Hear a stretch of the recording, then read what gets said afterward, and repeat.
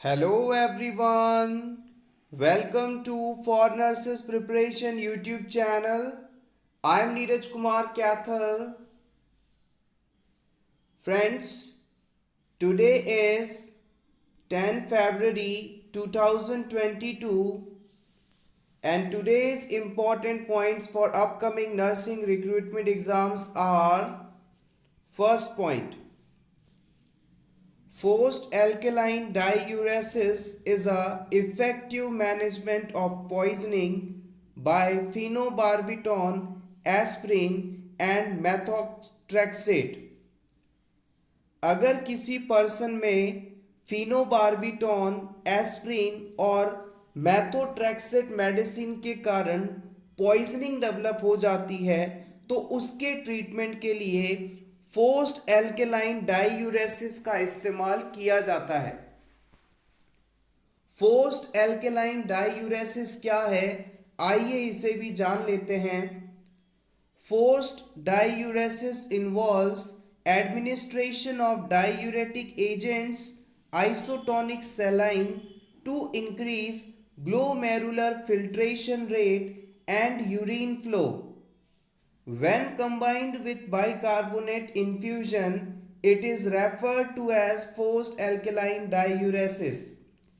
याद रखिएगा, अगर आप किसी पर्सन को डायूरेटिक ड्रग और आइसोटोनिक सलाइन दे रहे हैं तो इसके इफेक्ट की वजह से किडनी के अंदर ग्लोमेरुलर फिल्ट्रेशन रेट बढ़ जाएगी और जैसे ही जीएफआर बढ़ेगा पेशेंट का यूरिन आउटपुट भी इंक्रीज हो जाएगा। अगर आप इन दोनों चीज़ों के कॉम्बिनेशन के साथ साथ पेशेंट को बाइकार्बोनेट आयन भी दे रहे हैं तो ये पूरा प्रोसेस फोर्स्ड एल्केलाइन डाइयूरेसिस कहलाता है। यानी कि पेशेंट को हम एल्केलाइन यानी बाइकार्बोनेट दे रहे हैं, साथ ही साथ यूरिन आउटपुट बढ़ाने के लिए डाइयूरेटिक मेडिसिन दे रहे हैं और आइसोटोनिक सलाइन भी दे रहे हैं। तो ये तीनों ही कंडीशन एक साथ देने पर फोर्स्ड एल्केलाइन डाइयूरेसिस थेरेपी कहलाती है। और इसका उपयोग यदि आपसे पूछ लिया जाए तो आप बताएंगे फिनोबार्बिटॉन, एस्प्रिन और मैथोट्रेक्सेट जैसे मेडिसिन की पॉइजनिंग या ओवरडोज के ट्रीटमेंट में इसका इस्तेमाल किया जाता है। आप चाहें तो इसका स्क्रीनशॉट ले सकते हैं। Point number 3, thalidomide is a highly teratogenic drug that can cause a congenital anomaly known as phocomelia. अगर प्रेग्नेंट वुमेन को हम कोई ऐसी मेडिसिन दें जो कि होने वाले बच्चे में किसी प्रकार की एबनॉर्मलिटी पैदा करे तो वो सभी ड्रग टेराटोजेनिक ड्रग्स के नाम से जानी जाती हैं। थैलिडोमाइड उन्हीं में से एक है। अगर प्रेग्नेंट वुमेन को आपने थैलिडोमाइड मेडिसिन दी तो इस वुमेन से होने वाले बच्चे में फोकोमीलिया नामक डिजीज डेवलप हो जाएगा, कंजेनाइटल एनोमली डेवलप हो जाएगी और इस एनोमली के अंदर पर्सन की जो लॉन्ग बोन्स होती हैं वो प्रॉपरली डेवलप नहीं हो पाती, डिफेक्टेड होती हैं। Point number 4, essential drugs are the medicines that satisfy the priority health care needs of a population. किसी भी पॉपुलेशन की प्रायोरिटी हेल्थ केयर नीड को पूरी करने के लिए जो मेडिसिन इस्तेमाल की जाती है उन्हें आप इसेंशियल ड्रग्स के नाम से जानते हैं। Next point, Schedule H drugs are the drugs that should be sold by retail only on prescription of registered medical prescription practitioners. देखिएगा, शेड्यूल एच के अंतर्गत आने वाली सभी मेडिसिन्स आप केवल उस समय सेल कर सकते हैं जब उसे खरीदने वाले पर्सन के पास डॉक्टर के द्वारा, रजिस्टर मेडिकल प्रैक्टिशनर के द्वारा लिखा हुआ प्रिस्क्रिप्शन हो। यानी सिंपली कहें तो शेड्यूल एच की मेडिसिन को आप बिना प्रिस्क्रिप्शन के सेल नहीं कर सकते, नहीं दे सकते। Point number 6, aspirin is a drug of choice for prophylaxis of myocardial infraction. अगर किसी पर्सन को मायोकार्डियल इंफ्रैक्शन या हार्ट अटैक होने की संभावना है तो इस सिचुएशन के अंदर इसे रोकने के लिए हम प्रोफाइलैक्सिस ट्रीटमेंट के रूप में एस्प्रिन का इस्तेमाल करते हैं। हम कह सकते हैं कि एस्प्रिन यहाँ ड्रग ऑफ चॉइस के रूप में इस्तेमाल की जा सकती है to prevent the occurrence of heart attack. Point number 7, panel discussion is defined as a discussion in which few persons carry on conversation in front of audience. In panel discussion, number of members should be 4 to 6. Previous exam में पूछा गया है कि panel discussion में कुल कितने members किसी एक टॉपिक पर आपस में डिस्कशन करते हैं। तो आप बताएंगे पैनल डिस्कशन में कुल 4 से 6 मेंबर्स होते हैं और वो किसी एक पर्टिकुलर टॉपिक पर आपस में अपनी बात को रखते हैं, सॉल्यूशन पे पहुंचने की कोशिश करते हैं, डिस्कशन करते हैं। Point number 8, symposium is a series of speeches on selected subject. देखिएगा, हमने डिस्कस किया था पैनल डिस्कशन, उसके बाद एक टर्म आती है सिंपोजियम। सिंपोजियम का मतलब है कि किसी पर्टिकुलर सेलेक्टेड टॉपिक पर हमें स्पीच देनी है। In symposium there is no discussion among the members like in panel discussion. याद रखिएगा, पैनल डिस्कशन के अंदर 4 से 6 लोग एक पर्टिकुलर टॉपिक पर डिस्कशन करते हैं, वाद विवाद करते हैं। लेकिन जब हम कहते हैं कि हम सिंपोजियम ऑर्गेनाइज करवा रहे हैं तो उस सिचुएशन में हम किसी पर्टिकुलर सब्जेक्ट के ऊपर अपनी स्पीच देते हैं। स्पीच को आप सिंपली भाषण कह सकते हैं। यहाँ पर किसी भी प्रकार का 2 पर्सन्स के बीच में डिस्कशन नहीं होता। आप चाहें तो इसका स्क्रीनशॉट ले सकते हैं, ये इंपॉर्टेंट है। Point number 10, in group discussion the number of members should be between 6 to 12। याद रखिएगा, जब हम ग्रुप डिस्कशन करते हैं तो ग्रुप डिस्कशन के अंदर टोटल 6 से 12 मेंबर्स होते हैं। याद रखिएगा, अगर डिस्कशन के अंदर मेंबर्स की संख्या 4 से 6 के बीच में है तो वो पैनल डिस्कशन कहलाएगा।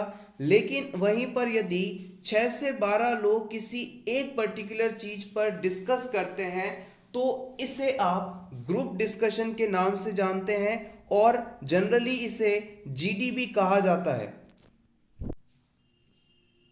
Point number 11, role play is also known as social drama.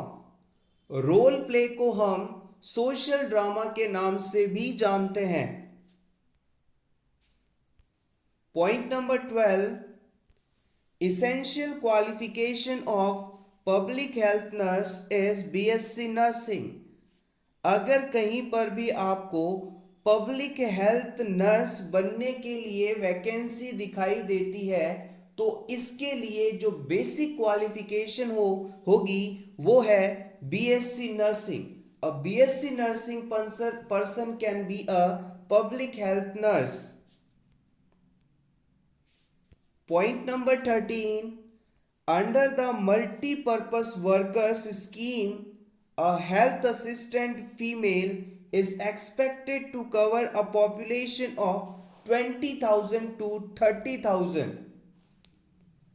देखिएगा, मल्टीपर्पस वर्कर्स स्कीम, इस स्कीम के अंतर्गत आने वाला हेल्थ असिस्टेंट फीमेल जो है वो लगभग 20,000 से 30,000 की आबादी कवर करता है, या यूं कह सकते हैं हम कि एक हेल्थ असिस्टेंट फीमेल 20,000 से 30,000 की आबादी पर अपॉइंट की जाती है। Point number 14, health assistant female supervises and guides the health worker females, Dai and female health guides। याद रखिएगा, हेल्थ असिस्टेंट फीमेल जो है वो हेल्थ वर्कर फीमेल, दाइस और फीमेल हेल्थ गाइड्स, इन तीनों को ही गाइड करती है, सुपरवाइज करती है। आप चाहें तो इसका स्क्रीनशॉट ले सकते हैं, इंपॉर्टेंट है। Point number 15, one health worker male and one health worker female are posted at sub centre. जो सब सेंटर होता है उस पर एक मेल और एक फीमेल हेल्थ वर्कर अपॉइंट किए जाते हैं। Point number 16, HIV is present in blood, semen, vaginal discharge, saliva and breast milk। याद रखिएगा, एड्स डिजीज का causative organism human immunodeficiency virus किसी भी इन्फेक्टेड पर्सन के ब्लड, सीमेन, वेजाइनल डिस्चार्ज और सलाइवा, ब्रेस्ट मिल्क में मौजूद रहता है।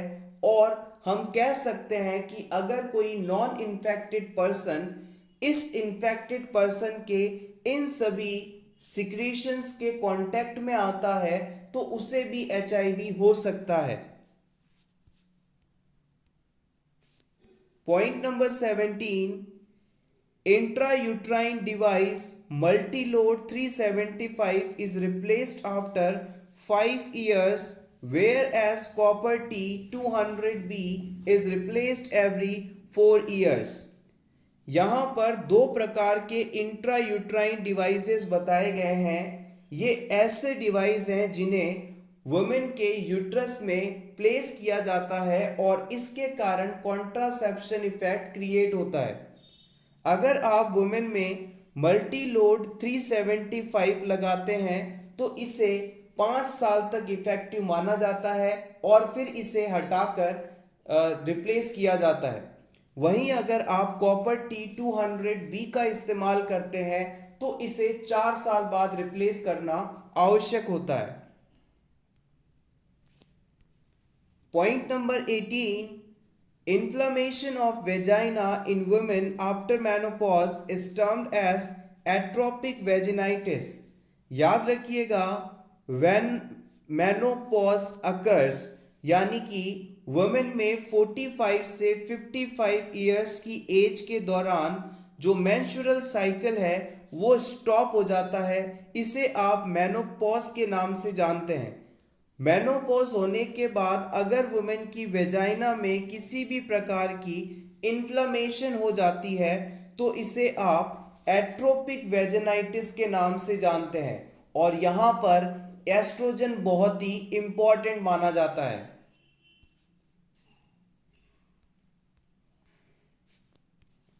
पॉइंट नंबर 19,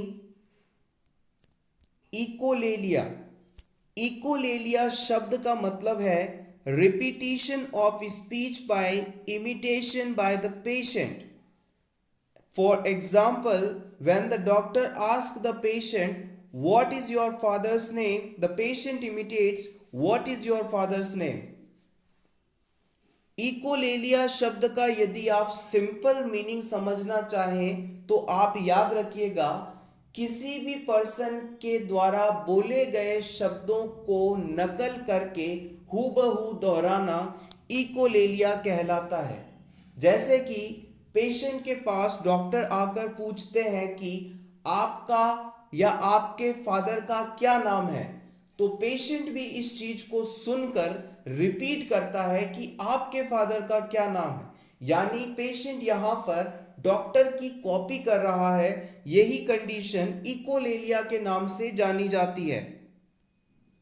ये टर्म इंपॉर्टेंट है और प्रीवियस एग्जाम में पूछी भी गई है। इसी के सिमिलर एक और टर्म है echopraxia. The patient imitates the activities done by the other person. इस इकोप्रेक्सिया कंडीशन के अंदर किसी पर्सन या पेशेंट के द्वारा किसी और पर्सन की द्वारा की गई फिजिकल एक्टिविटी की कॉपी करता है, यानी कोई पर्सन जिस प्रकार से चल रहा है या कोई बात करते समय एक्टिविटी कर रहा है, तो ये पेशेंट भी उसी एक्टिविटी की कॉपी करेगा। तो इसे आप इकोप्रेक्सिया के नाम से जानेंगे। दो टर्म्स आ गई हैं, इकोलेलिया। इकोलेलिया के अंदर तो शब्दों की कॉपी करता है, लैंग्वेज की कॉपी करता है, जबकि इकोप्रेक्सिया के अंदर फिजिकल एक्टिविटी की कॉपी करता है। Take screenshot for your revision. Point number 21. Fascia is a connective tissue containing varying amounts of fat that separate, support and interconnect organs and structures. देखिएगा, हमारे शरीर के अंदर दो ऑर्गन्स के बीच में कनेक्टिव टिश्यू की एक लेयर पाई जाती है जिसे हम फेशिया के नाम से जानते हैं।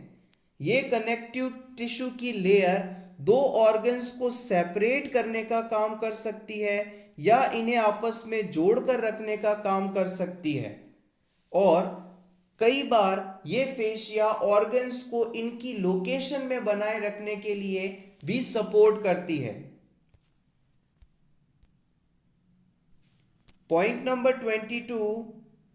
Cartilage is a vascular form of connective tissue consisting of extracellular fibers embedded into the matrix. Cartilage जो है बेसिकली कनेक्टिव टिश्यूज का ही एक प्रकार है। इनकी खास बात यह है कि कार्टिलेज के अंदर किसी भी प्रकार की वेसल्स या वेस्कुलर स्ट्रक्चर नहीं पाई जाती। ये हमारी बॉडी के अंदर किन्हीं दो ऑर्गन्स के बीच कनेक्टिंग लिंक के रूप में होते हैं। आइए अब जान लेते हैं कि कार्टिलेज कितने प्रकार के होते हैं। There are 3 types of cartilage. These are hyaline cartilage, elastic cartilage, fibro cartilage. हमारे शरीर में कुल 3 प्रकार के कार्टिलेजेस पाए जाते हैं। पहला है हाइलाइन कार्टिलेज, जो कि हमारी बोन की सरफेस को जोड़ता है। दो बोन्स की सरफेस को आपस में जोड़ने का काम हाइलाइन कार्टिलेज के नाम का है। इलास्टिक कार्टिलेज हमारे एक्सटर्नल ईयर में पाए जाते हैं, जिन्हें आप पिन्ना के नाम से जानते हैं। ये बेसिकली कास्ट इलास्टिक कार्टिलेज का ही उदाहरण है। फाइब्रो कार्टिलेज जो है इंटरवर्टिब्रल डिस्क के बीच में पाया जाता है। हमारी जो बैकबोन है इसमें वर्टिब्रास हैं। इन वर्टिब्रास के बीच में फाइब्रो कार्टिलेज पाए जाते हैं। Point number 24. Hyaline cartilage is most common cartilage. आपसे पूछा जा सकता है कि तीनों प्रकार के कार्टिलेजेस में से सबसे ज्यादा कौन सा कार्टिलेज पाया जाता है, तो आप बताएंगे hyaline cartilage. Point number 25. Ligaments connect bones to bone from joints. देखिए, हमारी बोन को दूसरी बोन से कनेक्ट करने वाली स्ट्रक्चर लिगामेंट कहलाती है। हमारे बॉडी के जहाँ पर जॉइंट्स हैं, उन जॉइंट्स पर बोन को दूसरी बोन से जोड़ने के लिए लिगामेंट मौजूद होते हैं। आप इसे BLB बल्ब के नाम से याद रख सकते हैं। प्रीवियस एग्जाम में इसे पूछा गया है, इंपॉर्टेंट है। इसके अलावा आपसे पूछ लिया जाए कि मसल्स और बोन्स को आपस में कौन जोड़ता है, तो आप बताएंगे इसके लिए टेंडन्स होते हैं। बोन को बोन से जोड़ने के लिए लिगामेंट और मसल को बोन से जोड़ने के लिए tendon. Pulse rate of newborn is about 120 to 140 पर मिनट। किसी भी न्यूबॉर्न बेबी के अंदर आपको पल्स रेट लगभग 120 से 140 पर मिनट के बीच देखने को मिलेगी। Point number 27, in a newborn systolic blood pressure is about 70 mm of Hg। किसी भी न्यूबॉर्न बेबी के अंदर सिस्टोलिक ब्लड प्रेशर लगभग 70 mm of Hg होता है। Point number 28, cleft lip is a congenital disorder is generally repaired by Z-shaped suture to reduce notching of the lip। आपने देखा होगा कई बच्चों में जन्म के साथ ही जो लिप्स होते हैं वो प्रॉपरली जुड़े हुए नहीं होते, कटे हुए होते हैं। इस कंडीशन को हम क्लेफ्ट लिप के नाम से जानते हैं। इसे रिपेयर करने के लिए हम जेड शेप्ड सूचर इस्तेमाल करते हैं और इस प्रकार की सूचरिंग मेथड से हम जो लिप की नॉचिंग है उसे रिड्यूस कर सकते हैं। Point number 29, in congenital हाइपरट्रॉपिक pyloric stenosis there is excessive growth of circular muscles fibers of the pylorus resultant narrowing of its lumen। देखिएगा अगर किसी न्यूबॉर्न बेबी में कंजेनाइटली यानी जन्मजात रूप से हाइपरट्रॉपिक पाइलोरिक स्टेनोसिस कंडीशन है तो इस बच्चे के अंदर जो ल्यूमन होगा वो काफ़ी सकरा हो जाएगा। एग्जैक्टली जो ये पाइलोरिक स्टेनोसिस कंडीशन है इसमें होता क्या है, बच्चे का जो स्टमक है जब इस ड्यूडेनम वाले हिस्से से ज्वाइन होता है तो इस जगह को आप पाइलोरस वाला पार्ट कहते हैं और यहाँ मौजूद सेल्स की यदि हाइपरट्रॉफी हो जाए यानी सेल्स का साइज नॉर्मल से काफ़ी बड़ा हो जाए तो ये कंडीशन पाइलोरिक स्टेनोसिस कहलाती है। और इन बढ़ी हुई सेल्स के कारण जो ल्यूमेन है, स्पेस है जिससे फूड आगे की तरफ ट्रेवल करेगा वो काफ़ी सकरा हो जाता है, छोटा हो जाता है। तो बच्चे का जो स्टमक कंटेंट है वो आगे प्रॉपर ड्यूडेनम तक जा नहीं पाता और यही कंडीशन पाइलोरिक स्टेनोसिस के नाम से जानी जाती है। पाइलोरिक स्टेनोसिस के अंदर प्रोजेक्टाइल वॉमिटिंग देखने को मिलती है। Point number 30, osteoarthritis is a progressive degenerative disease which occurs due to cartilage degeneration। देखिएगा ऑस्टियोआर्थराइटिस जो है एक प्रोग्रेसिव डीजेनरेटिव डिजीज है। It is occurs due two cartilage degeneration.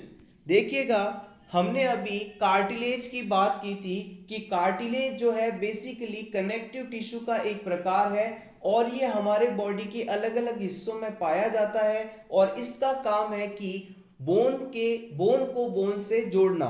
देखिएगा ये कोई बोन है, ये दूसरी बोन है, इन दोनों बोन्स के बीच में आपस में फ्रिक्शन ना हो इसकी वजह से यहाँ पर कार्टिलेज की एक रिंग पाई जाती है। लेकिन जैसे जैसे एज बढ़ती है ये कार्टिलेज आपस में फ्रिक्शन होकर कुछ कम हो जाते हैं और इसके कारण जो बोन्स हैं उन पर भी प्रभाव पड़ता है, फ्रिक्शन होता है। इस कारण जॉइंट का इन्फ्लामेशन होना, रेडनेस होना ऑस्टियोआर्थराइटिस के नाम से जानी जाती है। और हम कह सकते हैं कि ऑस्टियोआर्थराइटिस एक ऐसा डिसऑर्डर है जिसमें उम्र बढ़ने के साथ जॉइंट्स के बीच में, बोन्स के बीच में पाया जाने वाला कार्टिलेज घस जाता है, डिसअपियर हो जाता है, डीजेनरेट हो जाता है, खत्म हो जाता है। Hopefully this is clear. Point number 31, causes of gout are as follows। Gout disease को आप गाउटी अर्थराइटिस के नाम से भी जानते हैं। बेसिकली इस डिजीज के अंदर हमारी बॉडी में यूरिक एसिड का लेवल काफ़ी बढ़ जाता है और इसी के वजह से पर्सन के जॉइंट्स में स्वेलिंग हो जाती है, रेडनेस होता है, सीवियर पेन रहता है। आइए अब बात करते हैं इस डिजीज के इम्पॉर्टेंट कॉज क्या क्या है, किन कारणों के कारण गाउट या गाउटी अर्थराइटिस कंडीशन होती है। सबसे पहला पॉइंट है हेरिडिटरी, यानी कि आनुवांशिक कारणों के कारण भी गाउटी अर्थराइटिस होता है। ऑप्शन 2 की बात की जाए तो decreased excretion of uric acid to renal disorders. अगर किसी पर्सन में रीनल डिसऑर्डर्स हैं, किडनी फेलियर की कंडीशन है, तो इसके कारण पर्सन की बॉडी से यूरिक एसिड एक्सक्रीट आउट नहीं किया जा पाता और पर्सन की बॉडी में यूरिक एसिड का लेवल बढ़ने लगता है और उसे गाउट हो जाता है। इसके अलावा मल्टीपल माइलोमा डिजीज के कारण भी पर्सन में गाउट डिजीज डेवलप हो सकता है। अगर कोई पर्सन थियाजिड डायूरेटिक्स का इस्तेमाल कर रहा है तो उसमें भी आपको गाउट या गाउटी अर्थराइटिस कंडीशन देखने को मिल सकती है। ये सभी इंपॉर्टेंट कॉज हैं जो कि एग्जाम पॉइंट ऑफ व्यू से इंपॉर्टेंट है। नेक्स्ट हम बात करते हैं पॉइंट नंबर 32 की, clinical manifestations of serum sickness are as follows. अब हम आपको सीरम सिकनेस के बारे में बताने जा रहे हैं। सीरम सिकनेस एक ऐसी कंडीशन है जिसमें किसी पर्टिकुलर डिजीज के लिए या किसी पर्टिकुलर इम्यून रिलेटेड कंडीशन के लिए जब पर्सन को सीरम्स दिए जा रहे होते हैं तो इन सीरम्स के अगेंस्ट बॉडी का इम्यून सिस्टम वर्क करने लगता है, खुद को ही डैमेज करने लगता है, तो ये सीरम सिकनेस कंडीशन कहलाती है। और इस डिजीज कंडीशन में आपको ये सभी इंपॉर्टेंट फाइंडिंग्स देखने को मिल सकती है, जिसमें skin rash, itching, pain in joint, increase body temperature, lymphadenopathy, decrease blood pressure आदि इंपॉर्टेंट मानी जाती हैं। Point number 33, full form of ARDS। ARDS का फुल फॉर्म है acute respiratory distress syndrome. Acute respiratory distress syndrome, it is a life threatening condition. ये एक life threatening condition मानी जाती है। COPD, pulmonary embolism, injury to lung tissue may cause respiratory failure। अगर किसी person को chronic obstructive pulmonary disease यानी COPD हो जाए या फिर पल्मोनरी एम्बोलिज्म हो जाए या फिर इस पर्सन के लंग्स के अंदर टिश्यू इंजरी हो जाए तो इस सिचुएशन में पर्सन का रेस्पिरेशन स्टॉप हो सकता है, रेस्पिरेशन फेलियर हो सकता है। Point number 35, SARS, SARS is a viral infection. Its full form is severe acute respiratory syndrome. SARS का full form है severe acute respiratory syndrome. SARS is mainly transmitted by droplet infection. SARS मुख्य रूप से droplets के द्वारा फैलने वाला viral infection है। Take screenshot for your revision. Thank you so much everyone for watching this complete video.